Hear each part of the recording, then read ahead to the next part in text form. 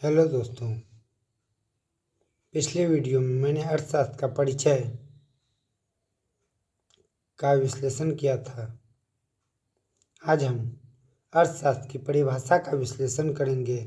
सबसे पहले हम एडम स्मिथ के द्वारा दी गई परिभाषा पर चर्चा करते हैं कि एडम स्मिथ ने जो 1776 ईस्वी में अपनी पुस्तक वेल्थ ऑफ नेशन प्रकाशित की थी, उसमें अर्थशास्त्र के बारे में क्या कहा।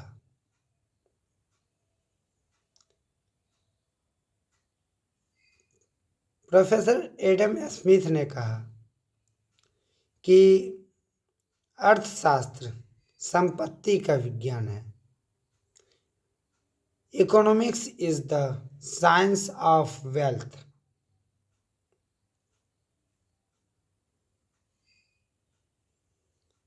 स्मिथ का कहना था कि अगर हमारे पास संपत्ति है तभी हम उसका उपभोग करेंगे, संपत्ति नहीं है तो कुछ नहीं है। स्मिथ साहब ने यह भी कहा था कि संपत्ति नहीं है तो रिश्ते भी नहीं हैं।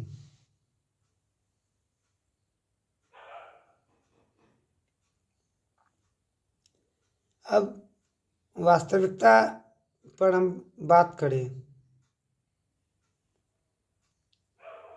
तो आजकल प्रायः स्मिथ के विचारधारा का कथन स्पष्ट होता दिखाई दे रहा है। वर्तमान समय में किसी को भी हम चंद रुपए के लालच में अपना बना लेते हैं। अगर रुपए नहीं है तो वह व्यक्ति मेरा नहीं है। इसीलिए स्मिथ ने कहा कि रुपए ही इंसान को अपनी कठपुतली बना के रखता है। यह संपत्ति जो है इंसान को अपनी कठपुतली बना दिया। इसीलिए उन्होंने इंसान का कोई वैल्यू नहीं दिया, क्योंकि स्मिथ साहब जानते थे कि आने वाले समय में बिना संपत्ति का कोई भी इंसान एक दूसरे का हेल्प नहीं कर सकता है।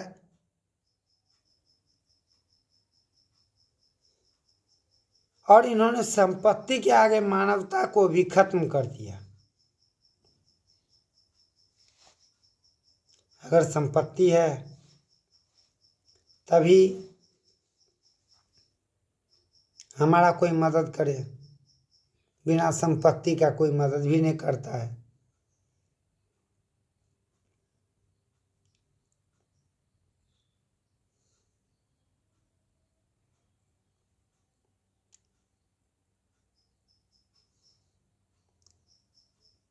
लेकिन वास्तविकता यह संपत्ति का उत्पादन कैसे हो?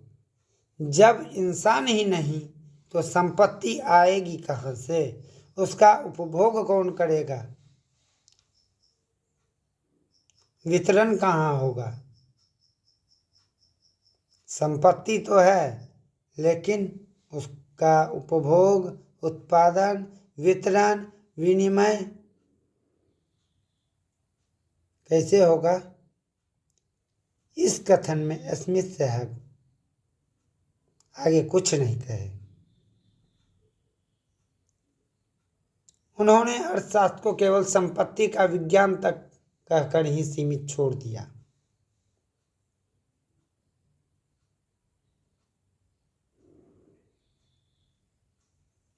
उन्होंने कहा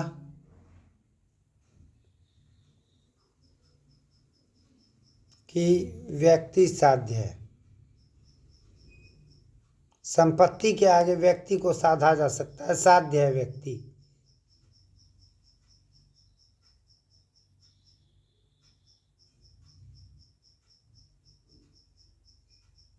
और साधन संपत्ति है।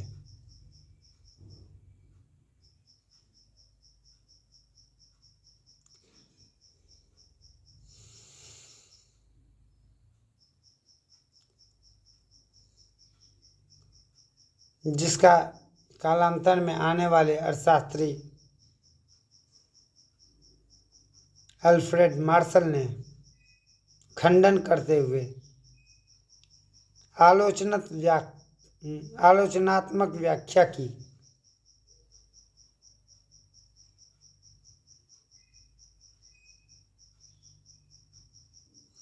उनका कहना था, जब संपत्ति का कोई देखरेख करने वाला व्यक्ति ही नहीं तो फिर यह कैसा अर्थशास्त्र है।